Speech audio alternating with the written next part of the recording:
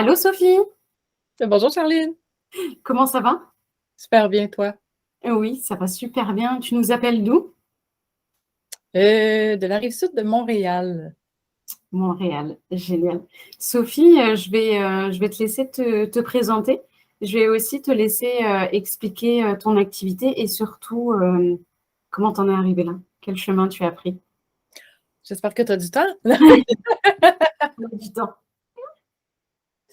J'ai l'impression que la direction qui t'intéresse le plus dans les choses, dans les activités que j'ai est celle qui est liée aussi aux soins énergétiques.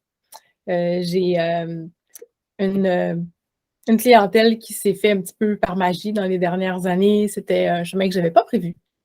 Donc, à la base, j'ai fait quelques études pas très avancées. Je suis plutôt allée sur le marché du travail. J'ai fait un peu des choses dans le domaine bancaire, des assurances, toutes sortes de choses mêlées qui n'avaient rien, mais rien à voir avec ce que je fais aujourd'hui.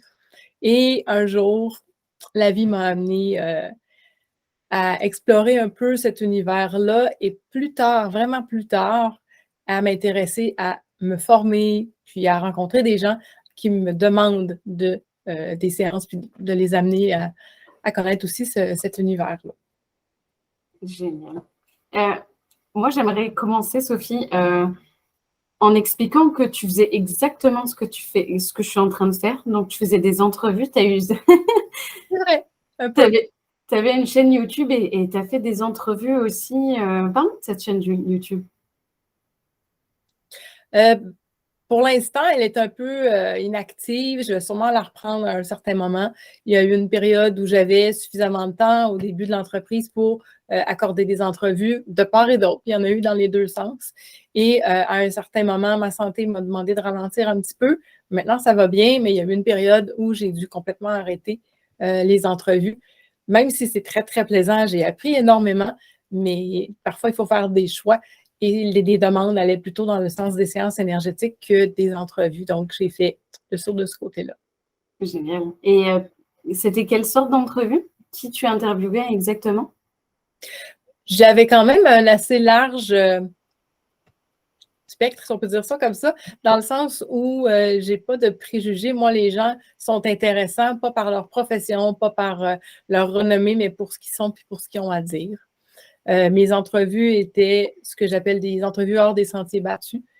Moi, les gens qui demandent toujours les mêmes questions, qui font toujours la même chose, puis qu'on entend la même chose à gauche et à droite, on sait que telle vedette a eu un bébé, puis on le sait 4, 5, 10 fois. J'ai pas envie d'aller là. J'ai envie d'aller gratter un petit peu sur les sujets dont les gens ont peu parlé, peut-être pas jamais parlé, mais d'aller chercher des informations qui sortent un petit peu moins souvent, d'aller parler des fois de la personne derrière le personnage qu'on connaît. Ça, j'aime beaucoup. Ouais, c'est génial parce que j'étais sur ta chaîne YouTube il y a quelques instants et il y a même Christian Junot que moi j'aime beaucoup et Mhm. franchement j'aime beaucoup tes entrevues. Mais on va revenir aux soins énergétiques dans le fond. Quel type de soins énergétiques tu fais? Au départ, j'ai découvert l'univers des soins énergétiques avec le Reiki. J'ai fait les 3 niveaux, le maître enseignant, j'ai avalé ça comme si c'était de l'eau, comme si j'en avais toujours eu dans ma vie. Et plus tard, par hasard, un peu par synchronicité, j'imagine, je me suis intéressée au Lao Chi et je suis allée jusqu'au 13e octave. Donc, je suis allée faire toute la formation disponible en Lao Chi aussi. Génial. La semaine dernière, je faisais une entrevue avec Joanie Lapierre, donc, qui nous a expliqué tout le Reiki. Est-ce que Mhm. tu peux nous expliquer ce qu'est le Lao Chi et quelle est la différence au final entre les deux? Entre le Reiki et le Lao Chi ou le Lao Chi et la 13e octave ou toutes ces réponses? Euh, Bah, dans le fond, on va commencer par le Reiki et le Lao Chi. Et puis après, oui, je te poserai des questions sur le 13e octave, bien sûr. Donc, dans ce que j'en sais, parce qu'il y a plusieurs écoles de pensée, et comme je dis souvent, ça me fait penser à la religion, dans le sens où selon où on se place, selon la perception des choses qu'on a, c'est pas toujours les mêmes définitions, puis les mêmes choses qu'on entend. Pour moi, le Reiki est plus vieux, pas nécessairement dans le sens qui a été découvert avant, mais qui a été ramené il y a plus longtemps. Parce que souvent, ce qu'il y a à savoir sur ces énergies-là, c'est que ça existait il y a longtemps, ça a été oublié, ça a été un peu, pas négligé, mais les gens en ont moins parlé. Il y a eu des modes jusqu'à un certain point. Ça s'est éteint, puis un jour, quelqu'un a recanalisé ces énergies-là, a décidé de remettre ça au menu, puis ça s'est redéployé. C'est vrai pour le Reiki, c'est vrai pour le Lao-Chi aussi, mais les gens ne sont pas toujours au courant que c'est comme ça que ça se passe.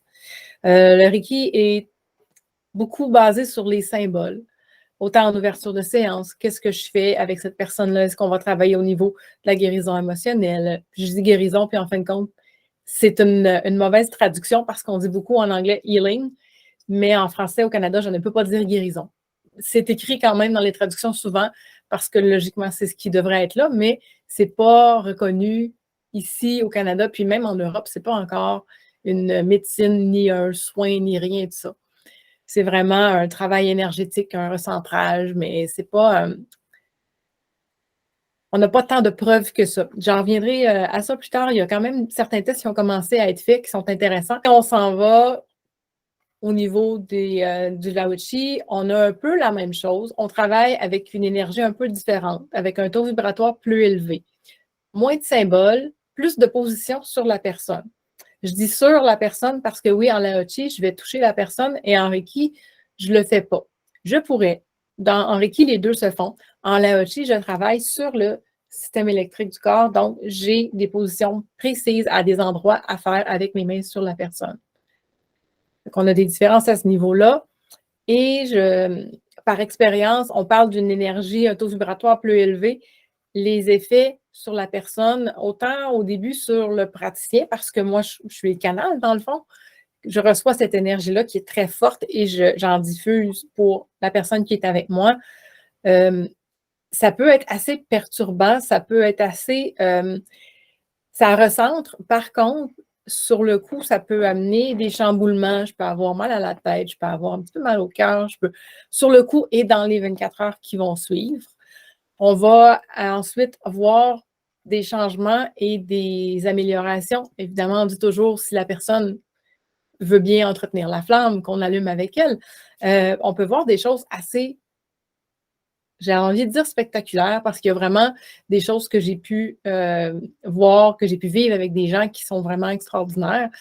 Évidemment, ce n'est pas chaque séance un miracle, ce n'est pas comme ça que ça fonctionne, mais je remarque que les gens vont nous dire 1 ou 2 journées après, écoute, j'ai l'impression qu'il y a un train qui m'est passé dessus ou vraiment, j'ai passé ma journée avec une couverture à pleurer ou à être un peu chancelante émotionnellement et tout ça.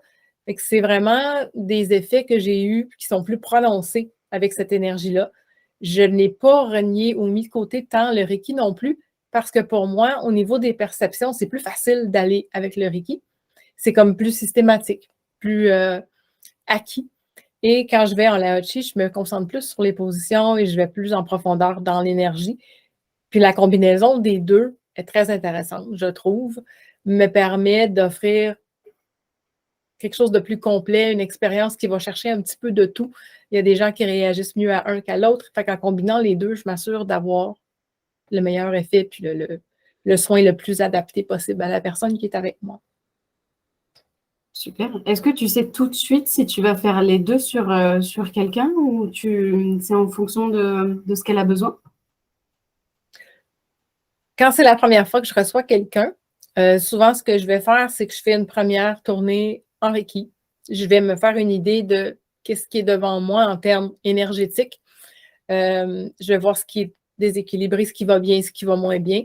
Et pendant que je fais ça, je vois comment la personne réagit. Si la personne me dit, écoute, j'ai la tête qui tourne, j'ai mal au cœur, on ne fait pas de la ce jour-là. Désolée, mais on ne va pas là. Si on me dit, ben écoute, ça va, tu sais, je sens quelque chose, mais je suis capable d'en prendre plus, j'ai envie de voir autre chose. Deuxième tournée, je m'en vais en Lao-Chi. Au lieu d'aller régler les choses en Reiki au deuxième tour, quand je sais qu'est-ce qui est où puis qu'est-ce qu'il y a à faire, je vais y aller en Lao-Chi, ça travaille mieux et ça permet à la personne aussi d'avoir une expérience, comme je disais, plus complète. On va aller plus loin, un petit peu plus en profondeur en Lao-Chi. Ok, donc là, tu nous disais que tu étais vraiment le canal entre l'énergie et la personne, dans le fond. Ben, on l'est toujours, en fait, à moins d'être magnétiseur, ça c'est autre chose complètement. En magnétisme, je vais utiliser mon énergie pour soigner la personne ou en tout cas l'aider dans ce qu'elle me présente. Tandis qu'en Reiki, en Laochi, j'utilise une énergie existante que je canalise et que je transmets. Donc, ce n'est pas la mienne, ce qui fait en sorte que moi, je ne suis pas affectée par ce que la personne a. Ça, c'est merveilleux parce que autrement, se recharger de tout ça, des fois, les gens qui viennent nous voir ont essayé beaucoup de choses avant et ils sont dans un état pas toujours, dans un état dans lequel je ne voudrais pas me retrouver à la fin de la séance, disons. C'est correct, là, dans le sens où c'est bon de venir nous voir, même si on est dans un piteux état, parce qu'il faut commencer quelque part. Oui, tout à fait. Et le fait que tu sois canal, est-ce que tu arrives à voir des choses? Comment ça se passe pour toi dans ton rôle? Dans mon cas à moi, oui, ça va arriver qu'il va y avoir certaines perceptions qui vont se présenter. Je ne suis pas médium, dans le sens où, encore là, médiumnité, quelqu'un qui fait de la canalisation, c'est deux choses différentes. Les médiums vont vraiment avoir quelqu'un ou quelque chose, selon les croyances qu'on a, qui prend possession de ce qu'ils sont pour transmettre quelque chose. La personne n'a pas le choix, c'est ça et ça prend toute la place. En canalisation, c'est un peu comme si je regarde la télé et je choisis le canal qui me plaît et si ça ne me plaît pas, je change de canal ou je ferme la télé. J'ai qu'un filtre sur ce que je reçois. Je fais attention à mes sources et à ce qui rentre soit bien, soit positif et bienveillant. Sinon, moi, j'ai fait le choix de ne pas aller là. Ce qu'on appelle, nous, les travailleurs de lumière, vont se servir de tout ce qui est positif et bienveillant. Quand on va même dans la magie, dans d'autres choses qui sont un petit peu plus peut-être puissants, mais qui exigent un don de soi, qui exigent d'autres choses, il y a un risque. Il y a des résultats peut-être plus intéressants, mais c'est un risque que moi, j'ai choisi de ne pas prendre. Oui, ça se comprend aussi. Comment ça se déroule une séance de Laochi avec toi? Ben, comme je le mentionnais, c'est rare, à moins que la personne soit vraiment une habituée, que je commence en Laochi. Puis encore, souvent, j'aime beaucoup, beaucoup faire ma tournée en Reiki avant. Donc, au début, la première tournée, je ne touche pas, je vais voir un peu ce que j'ai quand c'est la première fois, mais même si c'est des séances subséquentes, je vais aller voir l'évolution. Je vais voir ce qui est resté depuis la dernière fois, ce qui tient, si on peut dire ça comme ça. Et en Laochi, ensuite, on va ouvrir les chakras avec une position sur la tête. On va aller faire un peu du troisième œil. Il y a des choses qui se font au niveau du crâne. On va en faire au niveau de la gorge. Et puis, il y a différentes positions tout au long du corps. On peut en avoir une bonne quinzaine. Donc, je ne peux pas toutes les décrire maintenant. Et ce n'est pas nécessaire d'aller toutes les faire non plus. Ça dépend qui j'ai avec moi, sa tolérance. Des fois, les premières séances, on va en faire quelques-unes seulement, voir la réaction. Puis ensuite, on va en ajouter. Il y a 2 ou 3 positions qui sont un peu invasives que je vais réserver à des gens que je connais ou qui sont à l'aise avec le fait d'être touchés près des seins ou des choses comme ça. Moi, j'ai personnellement une barrière un peu avec le toucher, fait que j'y vais avec modération. Je ne veux pas être invasive. Je ne suis jamais quelqu'un qui est très envahissante. Je ne pourrais pas être massothérapeute. Donc, il y a certaines choses pour lesquelles je me garde une réserve et que je vais aller faire quand c'est nécessaire seulement, si on va dire ça comme ça. C'est une énergie qui est très douce, très bienveillante. Il n'y a pas de pression. Quand je parle d'une position, ce n'est pas d'aller appuyer, c'est vraiment je suis là et il y a une chaleur, une vibration, il y a quelque chose qui se passe, la personne le sait, mais il n'y a pas de manipulation en tant que telle. Ok. Et c'est hyper intéressant. Pourquoi on viendrait faire une séance de Laochi? Est-ce que tu as des cas qui reviennent souvent, dans le fond? Est-ce que c'est des blessures physiques? Est-ce que c'est des maux physiques ou ça peut être également des maux émotionnels peut-être? On parlait des différences au niveau Reiki et Laochi. Au niveau des ressemblances, c'est que dans les deux cas, on va aller rééquilibrer, recentrer au niveau physique, mental, émotionnel, spirituel. On fait le tour. C'est des façons de penser, des modalités qui font vraiment le tour de l'ensemble de la personne et non pas juste un aspect comme on fait des fois dans certaines médecines, mettons. Ah, ok. Donc, je comprends mieux. Ce qui est bien, c'est que c'est une discipline qui prend vraiment tout, physique, mental, émotionnel, spirituel. Tu touches à tout dans sa Oui, globalité. oui. Puis c'est très lié, on s'en rend de plus en plus compte. Quelqu'un qui vient me voir, puis on va le lire dans le dictionnaire des malaises et symptômes, des fois qui a un mal lié à une jambe ou à une cheville, ben à droite, ça va être le côté cartésien. Il y a quelque chose qui est nécessaire de faire, dont il n'a pas envie, et ça se traduit par une douleur. Fait que, d'une certaine façon, ma perception des choses va se refléter sur le physique. Au niveau spirituel, si je suis déconnectée, ben, je ne me sens pas bien, j'ai l'impression d'avoir la tête ailleurs. Il y a beaucoup, beaucoup de choses qui s'expliquent juste quand on les nomme. Les gens me nomment des choses, ils me parlent de leur anxiété. J'ai beaucoup de gens anxieux qui viennent me voir, qui font des crises de panique. Puis on en parle, puis souvent ils me disent, mais il y a des choses qui se passent. Déjà là, quand on se parle, j'ai l'impression que c'est moins lourd, j'ai l'impression que c'est moins prenant. Puis ensuite, on va entrer en séance parce que moi, je prends toujours du temps pour parler avec mes gens avant et après. Je veux m'assurer que les gens soient capables de se détendre pendant la séance. Si on ne se connaît pas et on ne s'est jamais vu, je ne peux pas leur demander de s'étendre sur ma table et de se laisser faire sans comprendre. Moi, je ne peux pas concevoir ça.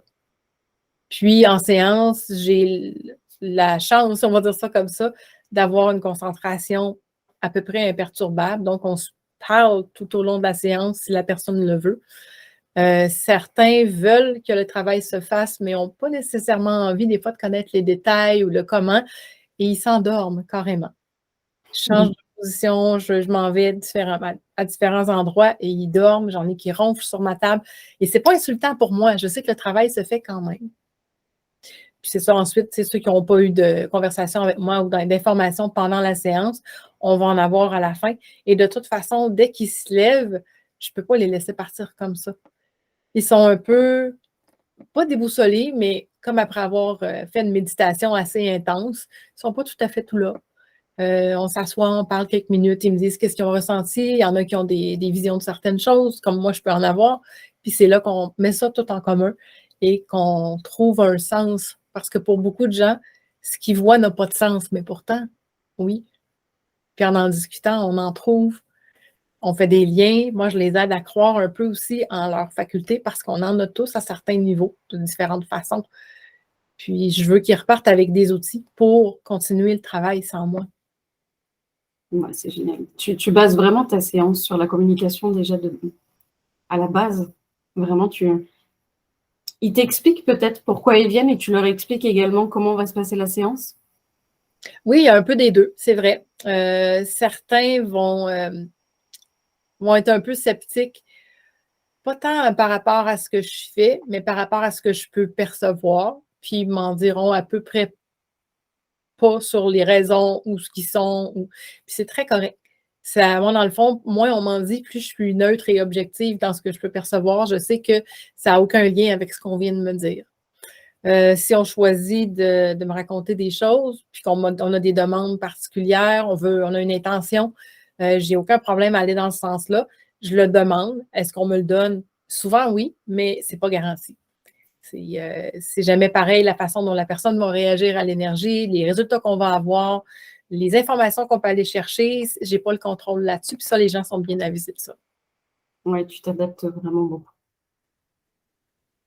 Ben, je pense que c'est ça, avec un soin comme ça, on ne peut pas faire du tout en un, tout le monde pareil, ça n'aurait aucun sens. Est-ce que tu l'as d'abord testé sur toi? Quand on fait une formation, autant en Reiki qu'en Lao Chi, il y a une période d'intégration. Il y a un 21 jours où on fait des séances sur nous. Les positions sont différentes, évidemment, sinon ça ressemblerait à un jeu étrange.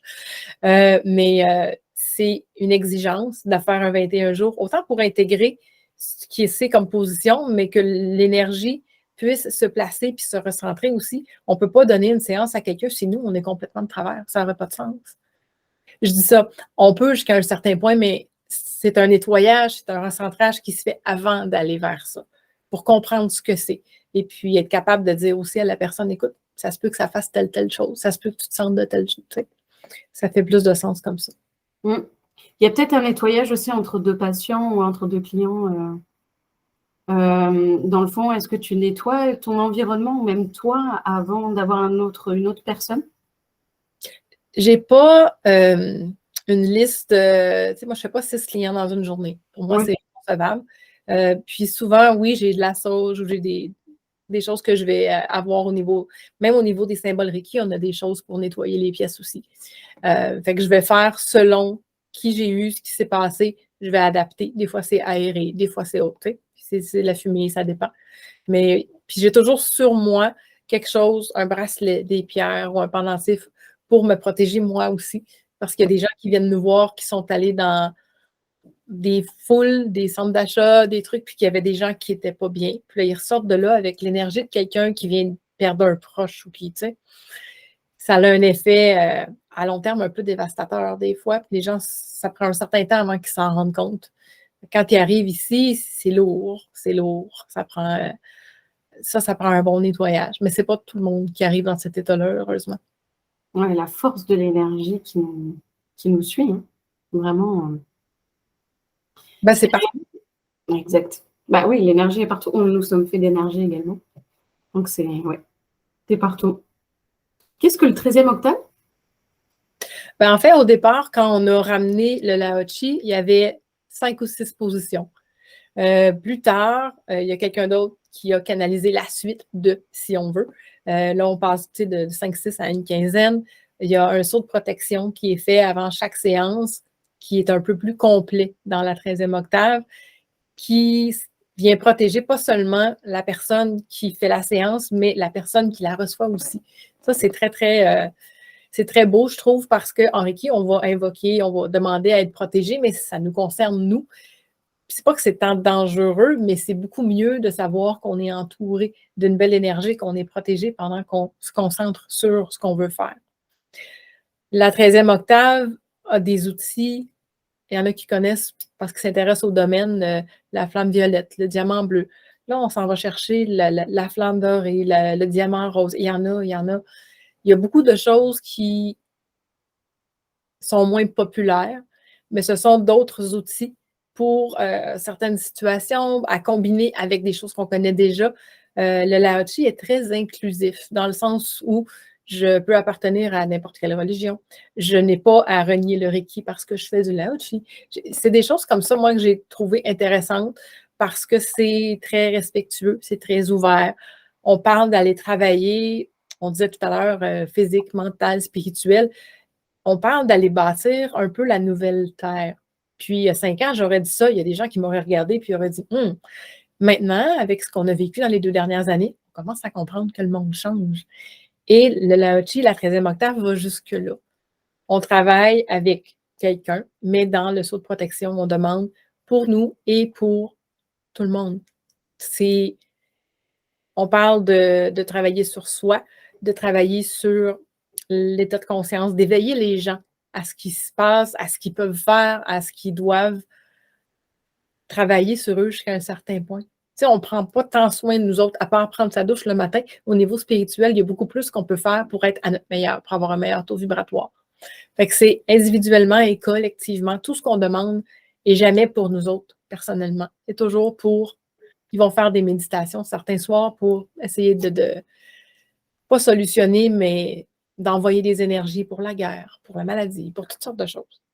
Fait qu'on est loin de juste un petit soin tout seul. C'est un ensemble de personnes qui s'unissent, qui vont avoir certaines périodes, comme je disais, de méditation, certaines formations, des canalisations communes pour aller chercher le plus de gens possible, pas comme une secte, mais pour aider, comme moi je disais, à dire, tu sais, tu as un talent, tu sais, c'est telle chose que tu me dis, c'est pas fou du tout. Pense à telle chose, et là, la personne sort avec un petit quelque chose de plus, elle va en parler à une autre, puis à une autre. Puis c'est beaucoup plus dans ce sens-là, et non pas d'unir tout le monde, puis de faire tous pareil, c'est vraiment pas l'idée. C'est vraiment de faire en sorte que chacun assume, ils appellent ça en anglais Divine Authority, qui est comme le libre arbitre, ni plus ni moins. C'est vraiment là qu'ils veulent nous amener. On dit, regarde, sois toi entièrement. C'est difficile à expliquer, mais c'est quelque chose qui est très enveloppant pour nous, pour la collectivité, pour la planète. Et ça va plus loin que beaucoup, beaucoup de choses dont j'ai entendu parler, je dirais. Wow. Comment tu as découvert ça? Je me rappelle avoir vu une formation qui avait piqué ma curiosité. Puis, quand j'ai regardé la description, le prix, il y avait quelque chose qui accrochait que je n'avais pas envie d'aller voir cette personne-là pour ce prix-là à ce moment-là. Et je me suis mis à faire des recherches sur ce qu'elle enseignait, qui était le Lao-Tzu, mais pas la 13e octave. Et quand je me suis mis à lire là-dessus, pour ceux qui veulent l'entendre, l'énergie dont je parlais tout à l'heure, la vibration plus élevée, on parle dans Lao-Tzu d'énergie angélique. C'est assez particulier. Ça a piqué ma curiosité et il y avait quelque chose qui me disait vas-y, puis vas-y à fond. Fais pas juste la base parce que les premiers cours que j'ai vus, il y en avait gratuits sur Internet pour voir un peu ce que c'était.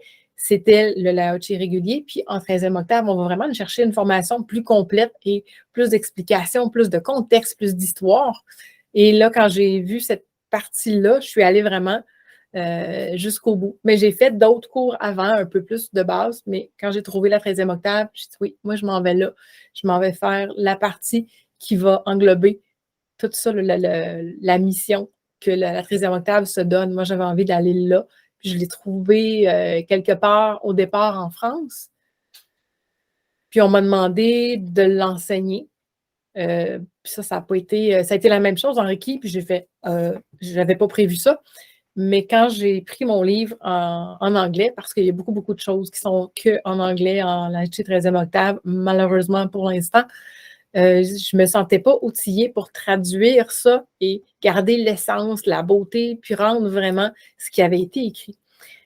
Puis, il m'est passé une idée de fou par la tête. Un soir, j'ai pris le livre que j'ai toujours avec moi. Ça, c'est Linda Dillon qui a canalisé la 13e octave en 2000, dans le sens où c'est elle qui a reçu, tu sais, on peut faire ça, tu sais, le Lao-Tzu, on peut le pousser plus loin, on peut faire, tu sais. Elle a écrit là-dessus pour qu'on puisse l'apprendre. Puis, j'ai envoyé un message un soir en me disant, il n'y a pas personne de mieux qu'elle pour me dire comment il faut que je traduise. On me demande d'enseigner. Je ne m'attendais pas à rien en particulier. Le lendemain matin, dans ma boîte de Messenger, j'avais une réponse, pas d'une secrétaire, pas automatisée, d'elle, qui me proposait un Zoom dans les journées qui venaient selon ma convenance. J'en ai encore des frissons. Je me rappelle avoir allumé la caméra, l'avoir vu, l'entendre parler et avoir la mâchoire qui décroche. C'est une méditation en soi, cette femme-là, tu l'écoutes pendant des heures, puis il y a quelque chose qui fait en sorte qu'il n'y a plus rien qui existe. C'est beaucoup grâce à elle qu'aujourd'hui, je suis capable d'enseigner un peu, oui, je n'ai pas des dizaines de demandes, mais de le faire correctement. J'ai une meilleure compréhension aussi de ce qu'elle fait. J'ai joint son groupe pour aller partager les expériences qu'on a, pour aller plus loin dans cette expérience-là que juste un cours et des séances. C'est un univers, comme je dis, on se regroupe pour certaines choses, certaines méditations, certains apprentissages. Puis ça m'a permis de vraiment élargir mes horizons dans cette sphère-là. Parce que le cours en tant que tel m'a amené la théorie, le mot à mot, mais il y a beaucoup, beaucoup plus que ça. Puis sans elle, j'en serais pas là. Waouh! Dis donc. Et tu connais les valeurs de ce groupe-là? Qu'est-ce que tu entends par valeur? Les valeurs que ce groupe transmet, dans le fond? Bon, on parle toujours, tu sais, Linda Dillon dirige le Conseil de l'amour, le Council of Love. Fait qu'évidemment, on parle d'amour, de bienveillance, de respect, d'union, de toutes ces choses-là. Comme je disais, on fait le bien autour, au niveau de la Terre, l'univers et même au-delà, quand on parle des anges, ils ne sont pas ici. C'est la foi en quelque chose de plus grand, la foi en l'humanité de se transformer en quelque chose de meilleur. Donc là, tu es sur les deux plans, dans le visible et l'invisible. On peut dire ça comme ça. Chacun a sa définition de, mais on est en quelque part une âme qui est incarnée dans un corps. On ne peut pas dire, tu sais, en tout cas pour moi, c'est d'une évidence qu'une fois que la vie est terminée, c'est pas vrai qu'on n'existe plus, il y a autre chose. Exact. Du coup, tu nous dis que tu formes la 13e octave, c'est bien ça? Oui, je forme Reiki, la 13e octave. Souvent, je vais accueillir la personne, on va faire 2 ou 3 positions.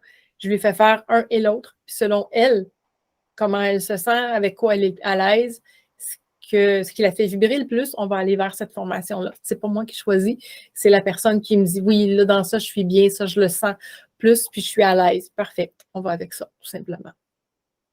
Est-ce que le fait de travailler avec toutes ces choses-là, ça te permet d'avoir un accompagnement plus complet pour toi?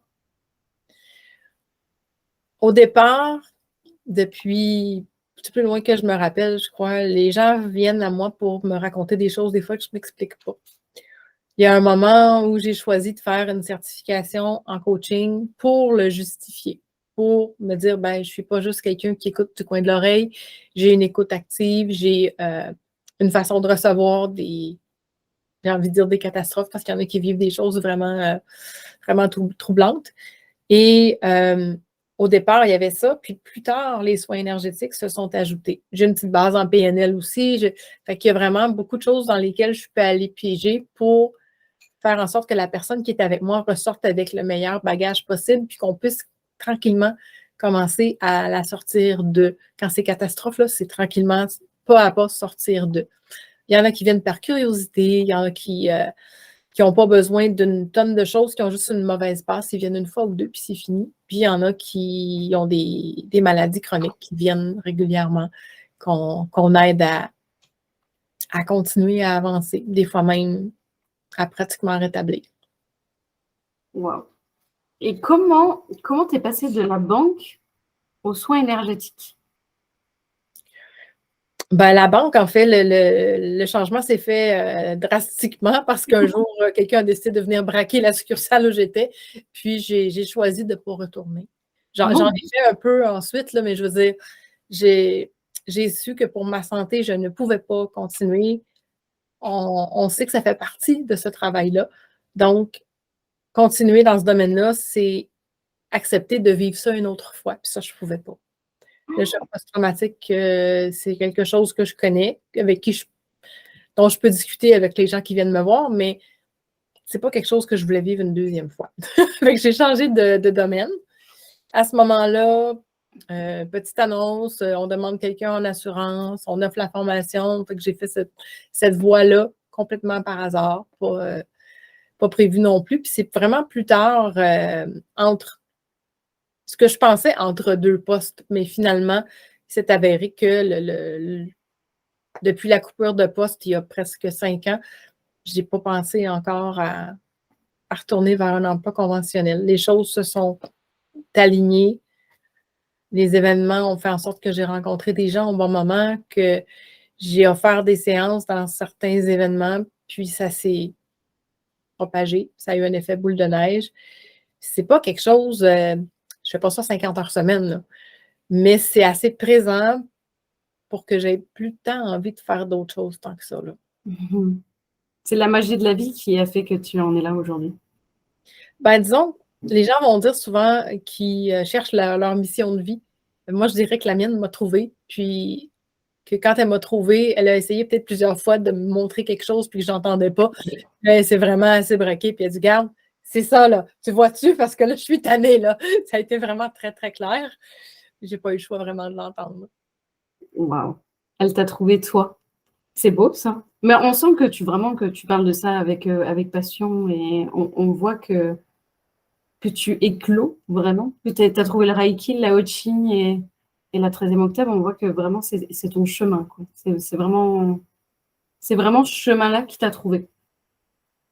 Oui, ça m'a amené des gens, je veux dire, on reçoit des gens qui ont différentes problématiques en fonction de ce qu'on est capable d'avoir, comme on a des épreuves dans la vie, en fonction de ce qu'on est capable de traverser.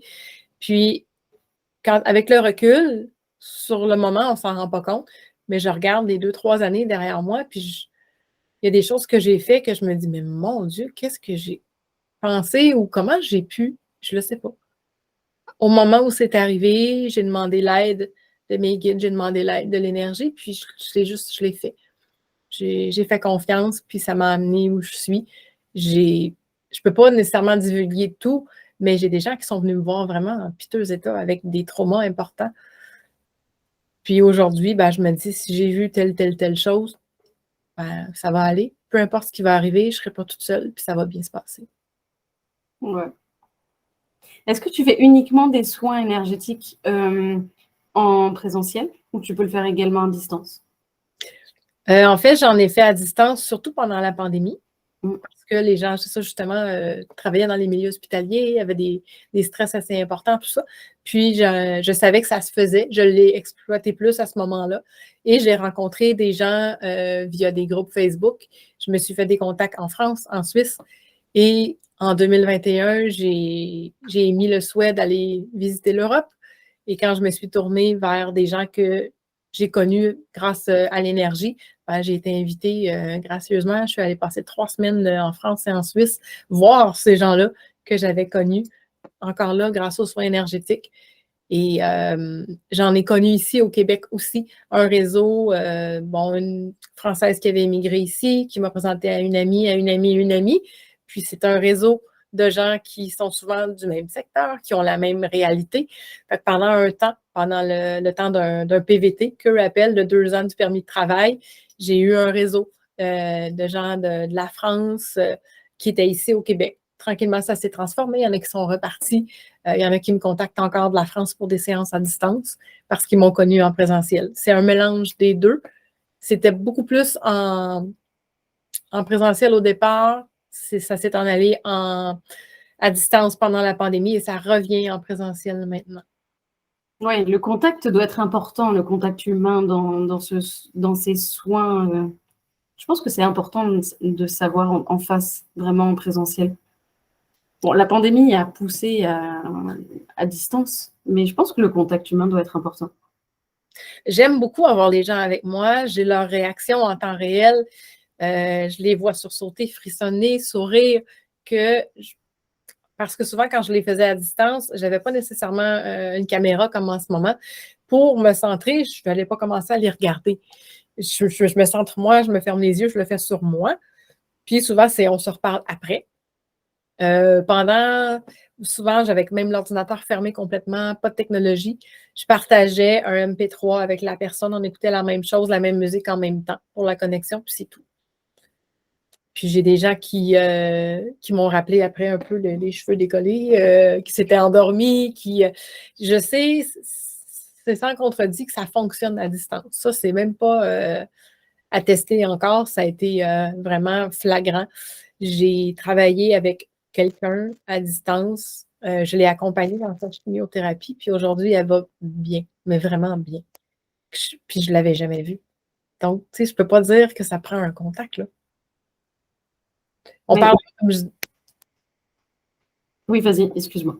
On parle, comme je disais, pas d'une ou 2 séances. On parle d'un suivi assez serré pendant un certain temps. Ça serait comme croire sinon qu'une séance de chimio, ça guérit le cancer. Ce ne serait pas vrai, là. Donc, c'est un suivi assez rapproché, mais les résultats sont au-delà des attentes. C'est pas tout ça, c'est pas de promesse, mais... Oui, ça c'est génial parce que tu as accompagné. Elle n'a pas arrêté sa chimio pour faire juste des soins énergétiques. Et ça, c'est important. Je pense que tu as dû le souligner également. En fait, moi, ce que je fais, c'est que j'accompagne dans le sens où la chimio a des effets secondaires. Puis des fois, le corps a de la difficulté à continuer le traitement qu'il faut que la personne fasse de toute façon. Fait que moi, bon, écoute, là, j'ai mal au cœur, j'ai pas d'appétit. Bon, OK, on va travailler sur ça, sur la fatigue, sur différentes choses au niveau du sommeil, du stress, l'anxiété, que ça fait vivre tout ça. Et c'est là où moi, j'interviens. Moi, je ne suis pas... puis en même temps, ça fait, comme je disais, on recentre la personne. Des fois, ça lui permet de faire un certain ménage dans des vieilles choses qu'on avait entassées, dans le fond. Puis ça permet de libérer parce que, comme on disait, corps, esprit, mental, physique, c'est tout. Le spirituel est tout lié avec ça. Fait que si on fait un travail d'ensemble, des fois, les choses se règlent pour les mêmes raisons qu'elles étaient apparues. C'est qu'on est allé visiter le fameux trauma qui n'a pas été réglé. Puis une fois qu'il l'est, ben, la maladie n'est plus nécessaire. Moi, ce que je trouve génial, c'est que tu prends la personne dans sa globalité. Je ne vois pas comment on peut faire autrement. Mais oui, moi non plus, mais on n'en parle que depuis récemment. Peut-être dans le groupe, alors peut-être quand tu es vraiment dans le développement personnel et dans la spiritualité, oui, effectivement, tu le vois. Mais je trouve qu'aujourd'hui, on n'en parle que depuis récemment, au final. Pour moi, dans ce que je suis, c'est d'une évidence parce que quand je rencontre quelqu'un, je ne vois pas un chandail noir avec un jeans. Je vois clairement la personne qui j'ai devant moi. Puis ça a pris beaucoup de temps avant que je me rende compte que c'est pas la façon dont les gens se voient normalement. Puis c'est difficile pour moi de rester en surface. Ça va tout de suite dans oh, regarde la sensibilité. Oh mon Dieu, pauvre elle, elle s'en fait beaucoup avec beaucoup de choses. Mais tu sais, je parle généralement, là. Puis les gens se surprennent à dire mais comment tu as perçu telle chose de moi? Personne, c'est ça. J'en ai aucune idée. J'ai un regard sur les gens qui est global, justement. Fait que pour moi, c'est une belle chose que j'ai trouvé le milieu énergétique parce que ça rejoint ma façon de voir les gens. J'ai pas le choix, c'est pas en mettant des lunettes, c'est comme ça. Je suis faite comme ça. Ah, c'est génial. Ça donne envie de faire un soin avec toi, en tout cas. La porte est toujours ouverte. Où est-ce qu'on peut te retrouver, Sophie? Est-ce que tu as un site internet, des réseaux? J'ai une page Facebook au nom d'Equilibrium. Equilibrium qui est avec un K, parce qu'avec Reiki, ça faisait un K, ça faisait bien. Et on a le site web du même nom. J'ai aussi, nous aussi, on a Go Rendez-vous qui sert à aller voir mon agenda puis à prendre ce que les gens préfèrent au niveau des disponibilités, des horaires. C'est pas mal les principales sources pour me rejoindre. On va avoir mon adresse, mon téléphone sur le site web, là, mais souvent, les gens vont passer soit m'envoyer un message, soit prendre rendez-vous. Puis, à partir de là, moi, je les accueille avec plaisir et bienveillance. Génial. Je mettrai tous les liens, de toute façon, sous la vidéo. Bien sûr. Je te pose ma dernière question, qui est un peu la question que je pose à chaque fois à chaque femme entrevue. Est-ce que tu as un conseil ou une astuce à mettre en place tout de suite, après avoir vu notre vidéo, qu'on peut mettre en place tout de suite? Ce que je dis souvent à tous les gens que je vois, c'est protéger votre énergie. C'est pas toujours facile de comprendre comment. Les gens vont parler souvent d'une bulle, mais ne laissez pas les énergies des autres vous envahir. Vous avez assez de vos problèmes à vous. Des fois, on ne comprend pas pourquoi on est à l'envers puis il ne s'est rien passé. Ayez juste, justement, on disait s'occuper de soi, apprendre à prendre soin de soi. Ayez juste une pensée comme quoi ce qui ne vous appartient pas ne vous atteindra pas avant de partir de chez vous le matin. Pas des choses qui sont différentes après. Oui, on nourrit notre énergie comme on nourrit notre corps. Hein. Puis encore, je pense que des fois, c'est plus facile de nourrir l'énergie. Le corps, des fois, on a des petites faiblesses, tentations, mais au niveau spirituel, c'est peut-être plus facile. En tout cas, pour moi, je pense que ça l'est. Et pour toi, comment, si tu as 2-3 exemples pour protéger son énergie, même si c'est propre à chacun, mais des petites choses qui peuvent revenir? Ce que j'ai, c'est une combinaison de différentes formations que j'ai faites. Il y en a une qui parlait des formes, pyramide, vortex, peu importe. Et on a ici à l'île Sainte-Hélène une boule, une sphère avec. C'est difficile à. Il faudrait que je l'ai mis en photo, mais c'est quelque chose d'assez massif. Puis ça englobe vraiment. Ensuite, il nous parle vraiment dans certaines formations d'aller adapter la couleur, la texture et tout ça. Fait que moi, cette grosse boule-là, elle est bleue acier et elle brille. Fait que moi, quand j'ai besoin de quelque chose ou que je me sens pas bien, ou même souvent avant d'aller dans une foule, parce qu'on sait que c'est là souvent qu'on n'a pas le contrôle sur qui on voit. Tu sais, quand je rencontre quelqu'un tout seul, si je ne suis pas bien, je ne reste pas.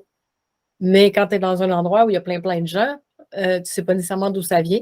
Fait que c'est des choses comme ça, des trucs qui englobent tout. Puis que je mets cette sphère-là, je l'allume, je me mets au milieu, j'attends de la sentir comme il faut, de vraiment, OK, elle est bien en place. Souvent, j'ai un frisson, j'ai quelque chose qui me traverse. Puis là, je peux affronter n'importe quoi parce que je sais que j'ai ça devant moi. Puis que ce qui ne m'appartient pas va rester à l'extérieur de ça. Ah ouais, donc on imagine sa bulle en fait.